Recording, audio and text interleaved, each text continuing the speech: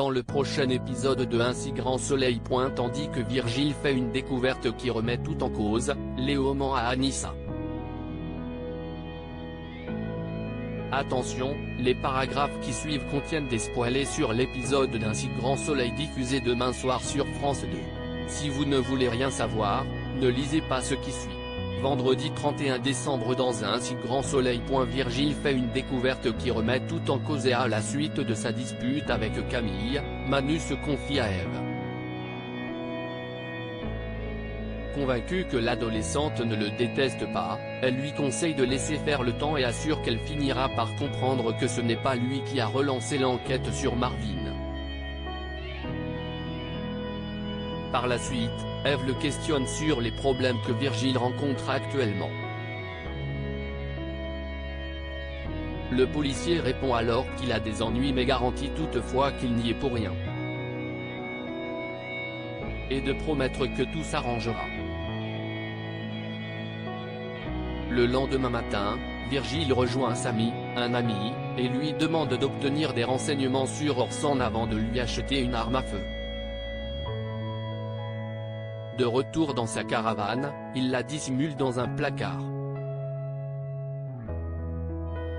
Pendant ce temps, Steve est convoqué au commissariat. Tandis que Yann cherche à savoir où se cache son frère, il répond qu'il ne le sait pas. Lorsque le capitaine Léonie apprend que l'adolescent a été une fois de plus interrogé, il rappelle à ses collègues qu'il n'a rien à voir avec le trafic de son frère. Par la suite, Alex informe Manu qu'il a retrouvé la berline noire mais que les tableaux ont été volés. En fin de journée, Virgile rejoint Manu chez lui. Ce dernier veut mettre la main sur José le plus rapidement possible afin qu'il évite de raconter tout ce qu'il sait sur Elsa à la police. Au moment où Manu s'éloigne pour répondre à un appel, Virgile découvre le foulard d'Ève accroché au porte-manteau. Après l'avoir récupéré, il quitte les lieux précipitamment en prétextant qu'il ne se sent pas très bien. Léo ment à Anissa. Anissa passe du temps avec Léo à la coloc. Comme elle s'inquiète encore pour sa mère, il lui fait remarquer que ce n'est pas parce qu'elle a pris ses distances avec elle que cela signifie qu'elle l'abandonne. Pour lui changer les idées, Léo l'invite alors à passer le réveillon ensemble, ce qu'elle accepte. Plus tard, Antonin est colère et retrouve Anissa à la fac pour récupérer ses annales de droit. Quand elle cherche à comprendre pourquoi il lui parle aussi mal, le jeune homme lui reproche d'embrasser son nouveau copain devant ses yeux. Anissa, qui n'a pas envie de se disputer avec lui, précise qu'elle est passée à autre chose et l'incite à faire de même.